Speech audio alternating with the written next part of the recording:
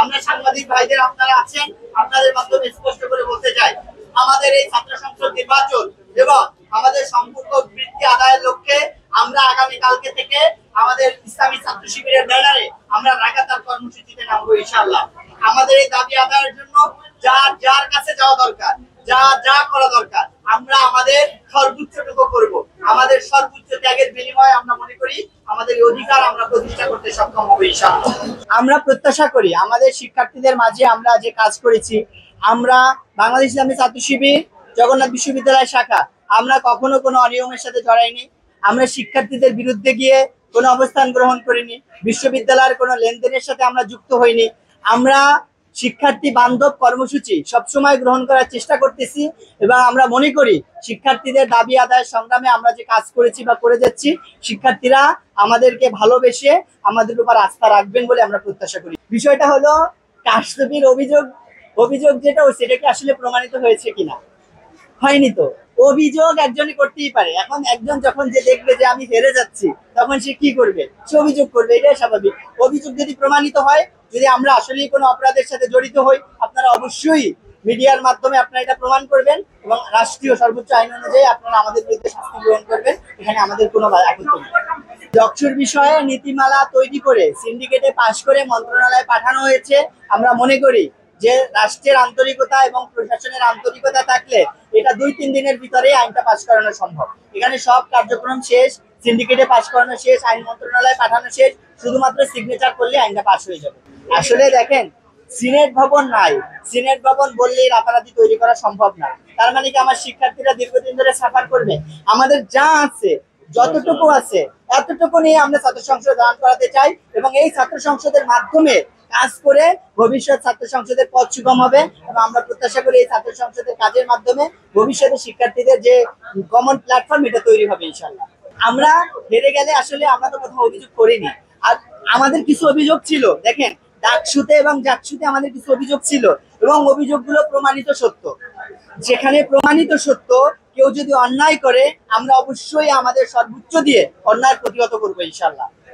জি, আগামীকালকে থেকে আমরা প্রথম, যেহেতু তারা 1 সপ্তাহের ভিতরে আমাদের কয়েকটা বিষয় আছে, যেমন আইন কর্মকর্তাকে দায়িত্ব দেওয়া, এটা তারা 1 সপ্তাহের ভিতরে করবে।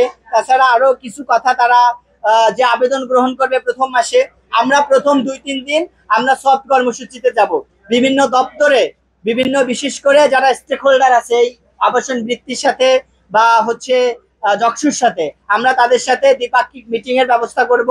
আমরা আমাদের যে মানববন্ধন কর্মসূচি, আমাদের পোস্টারিং কর্মসূচি, আমাদের দেয়াল লিখন কর্মসূচি, আমরা সব কর্মসূচির দিকে আগাবো। কিন্তু আমাদের এই কর্মসূচির মাধ্যমে যদি আমাদের দাবি না আদায় হয়, তাহলে আমরা হার্ড কর্মসূচির দিকে আগাবো ইনশাআল্লাহ। জি, আপনাকে অসংখ্য ধন্যবাদ। আমাদের এই আন্দোলনগুলো আপনারা যদি বিগত 2-3 মাসের আন্দোলন অ্যানালাইসিস করেন, ডাকসু নির্বাচনের 1-1.5 মাস আগে থেকে 5 আগস্টের পরে থেকে বিশ্ববিদ্যালয়ের মৌলিক যে কয়েকটা দাবি ছিল, তার ভিতরে ছিল ছাত্র সংসদ নির্বাচন। আর এই ছাত্র সংসদ নির্বাচনের দাবিতে আজকে দুপুর 12টায় এখানে বাংলাদেশ গণতান্ত্রিক ছাত্র সংসদ বাকশাস তারা এখানে সংবাদ সম্মেলন করেছে। বাংলাদেশ ছাত্র অধিকার পরিষদ তারাও দীর্ঘদিন থেকে আন্দোলন করে আসছে। বাংলাদেশ জাতীয়তাবাদী ছাত্র দলও তাদের জায়গা থেকে পজিটিভ জগন্নাথ বিশ্ববিদ্যালয় ছাত্র সংসদ নির্বাচনের ব্যাপারে। আমাদের যে সমাজতান্ত্রিক ছাত্র ফ্রন্ট এবং ছাত্র মৈত্রী আছে, তারাও দীর্ঘদিন থেকে দেয়াল লিখন, নানাবিধ কর্মসূচির মাধ্যমে তারা এই দাবিটা প্রশাসনের কাছে উত্থাপন করে যাচ্ছে।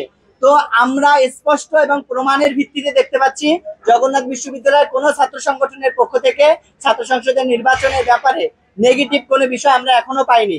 এবং আমরা যকসুতে বা ডাকসুতে জিতেছি, এটা হলো শিক্ষার্থীরা মনে করেছে যে ডাকসুতে এবং যকসুতে যদি আমরা শিবিরকে ভোট দেই, শিবিরে আমানত রক্ষা করতে পারবে, তারা ভোট দিয়েছে।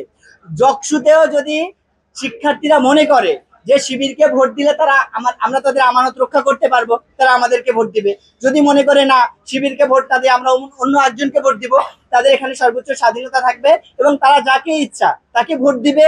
এবং আমরা চাচ্ছি শিক্ষার্থীদের নির্বাচিত মনোনীত প্রতিনিধির হাতে এটা যে সর্ববিষয়ে তাদের কাছে দায়িত্ব দেওয়া হোক, যাতে তারা শিক্ষার্থীদের কণ্ঠস্বর হয়ে কথা বলুক। এটা যে শিবিরকে বলতে হবে বিষয়টা এমন না, যে বিজয় হবে সেই কথা বলবে এবং আমরা ছাত্র শিবিরের পক্ষ থেকে তাদেরকে সর্বোচ্চ সহযোগিতা করবো ইনশাল্লাহ। এখানে প্রশাসন হয়তো অনীহা থাকতে পারে যে আমরা যদি ছাত্র সংসদ দিয়ে দেই তাহলে হয়তো আমাদের পাওয়ার ভাগাভাগি হয়ে যেতে পারে, এটাও হতে পারে। আবার অন্য কারণ হতে পারে, তাদের নানাবিধ কারণে অনিচ্ছা হতে পারে।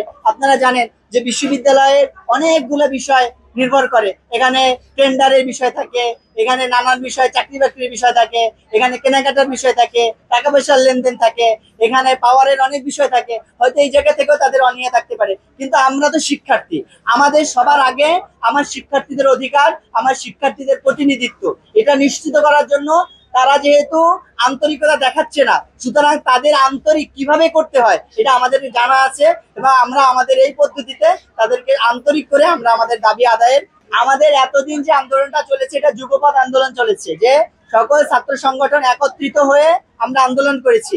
আমাদের আন্দোলনটা চলমান আছে। আমরা মাঝে মাঝে ছাত্র সংগঠনগুলো আলাদা হয়ে কর্মসূচি দিচ্ছি, এবং মাঝে মাঝে আমরা সবাই একত্রিত হয়ে কর্মসূচি দিচ্ছি।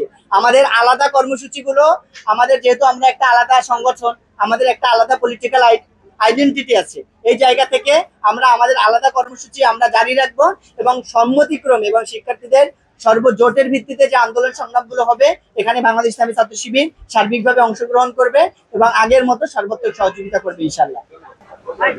আমরা নতুন করে কমিটি চাচ্ছি না, আমরা চাচ্ছি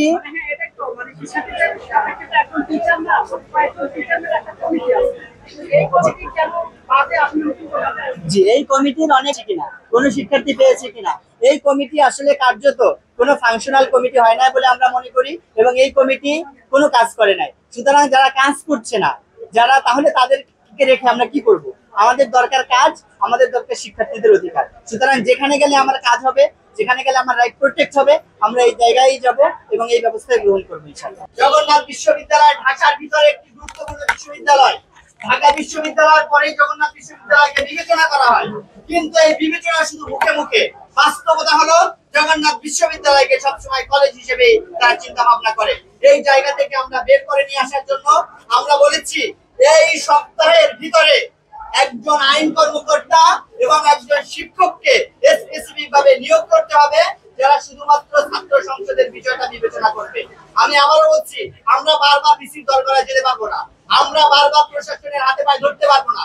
একজন আইন কর্মকর্তা এবং একজন শিক্ষককে দায়িত্ব দিতে হবে, তারা শুধুমাত্র এই ছাত্র সংসদ নির্বাচনের বিষয়টা দেখবে এবং আমাদেরকে সার্বিক বিষয় আপডেট করবে।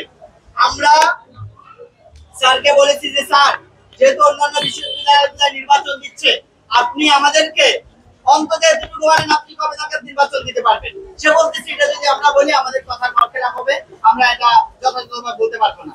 এইটা আসলে একজন প্রশাসনের ভাষা আমরা প্রত্যাশা করি না। আমরা প্রত্যাশা করি আপনারা প্রশাসনে বসেছেন এই শহীদের রক্তের উপর দাঁড়িয়ে। সুতরাং আমার বিশ্ববিদ্যালয়ের শিক্ষার্থীর হাজারো সমস্যা, আমার ক্যান্টিনে খাবার নাই, ক্যান্টিনে বসার জায়গা নাই, ফল নাই, টাকা নাই, পয়সা নাই, ক্লাসরুম নাই, ছাদ ভেঙে পড়ে শিক্ষার্থীদের মাথায়, শিক্ষার্থীদের ক্যান্টিনে খাবার নাই, চলাচলের জন্য বাস নাই, ক্যাম্পাসের সামনে বাসটা অবৈধভাবে দখল। আমরা কয়টা বিষয় নিয়ে প্রশাসনের কাছে যাব?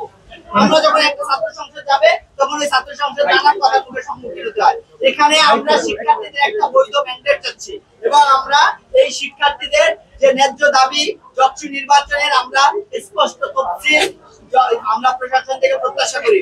যক্ষুর বিষয়ে আমরা প্রশাসনকে স্পষ্ট জানিয়েছি, আগামী এক সপ্তাহের ভিতরে আপনারা একজন শিক্ষক এবং একজন আইন কর্মকর্তাকে আপনারা যক্ষুর বিষয়ে দায়িত্ব বুঝিয়ে দিতে হবে, এবং আমাদের যে ভোটার লিস্ট আছে এই মাসের ভিতরে আমাদের শিক্ষার্থীদের ভোটার লিস্ট কনফার্ম করতে হবে।